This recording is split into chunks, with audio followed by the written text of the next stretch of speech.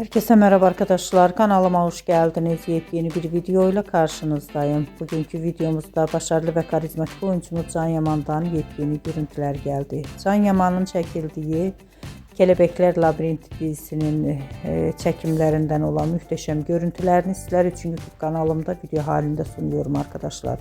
Umarım beğenirsiniz. Videomu beğendiyseniz kanalımı izlemeyi ve bildirim butonuna basmayı unutmayın. Şimdilik benden bu kadar olsun. Yeni videomuzda görüşmek üzere. Hoşça kalın.